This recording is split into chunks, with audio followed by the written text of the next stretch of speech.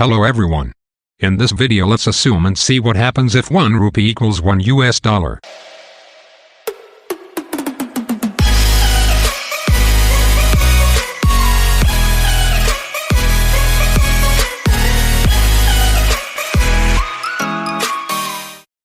As it is always a race in currency exchange market, $1 versus Indian rupee, every Indian's wish is that why can't 1 rupee be equal to $1? This is the question quite similar to why can't we just print money to pay all the debt? What will happen if 1 rupee equates to $1? Is it good for the economy? Does the value of currency determine the strength of the economy of a country? Let me answer all these questions in this video. First of all, the high value of currency does not mean that the economy of the country is stronger.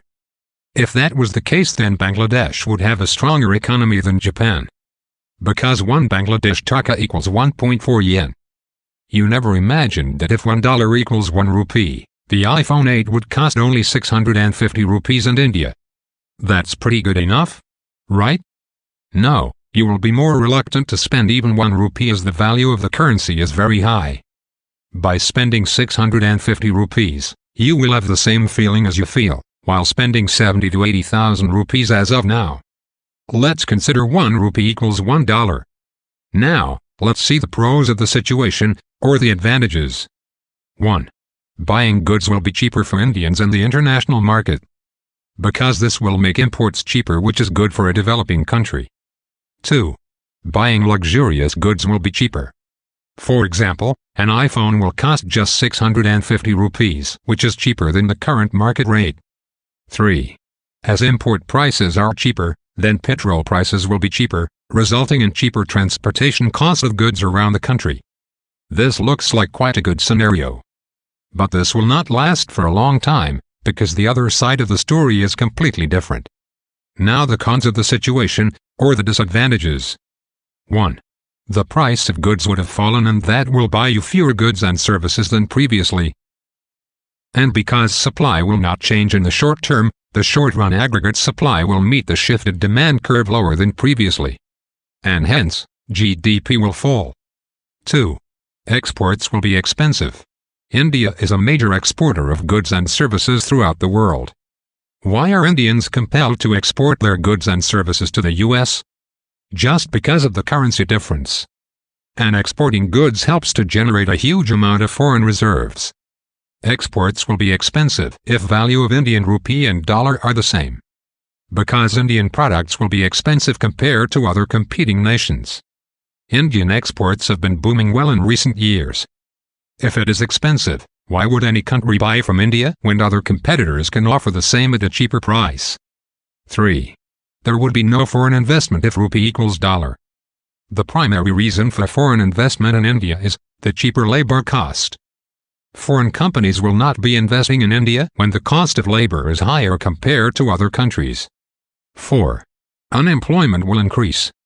Service sector contributes almost 60% in GDP and gives about 27% employment in India. Investment in IT sector and service sector, which contributes a huge amount for the Indian economy, will be gone if $1 is equal to 1 rupee. Now as $1 equals 1 Indian rupee, why would any company pay to an employee $75,000 or 75,000 rupees per month if they can hire someone outside who will do the same work for $3,000 or 3,000 rupees? Eventually, people will lose jobs, which will increase unemployment. Let me explain this to you with an example. Suppose Raj is an IT expert whose salary is $2,000, which will now be $120,000 per month. When the rupee equates to the dollar, the US companies will have to pay Raj $120,000 per month for the services. Why would any company do that if they can outsource the same workforce from some other nation at $2,000? By virtue of this circle, more and more people in India will lose jobs, and financially more viable options will be called to fill in, or jobs will be outsourced. This will lead to loss of jobs in an already unemployment-ridden country. As people get fired, they will be ready to work for lower and lower salaries, until their salary drops below the international level of say $2,000. Since 1 rupee is equal to $1, that would make great engineers make $2,000 per month. How would they pay their installments for home loans, car loans and others? They cannot, and they would default. 5. When money does not come into India, it will result in complete economic slowdown. The banks would have huge unpaid loans and they will go bankrupt. Yup, banks will go bankrupt.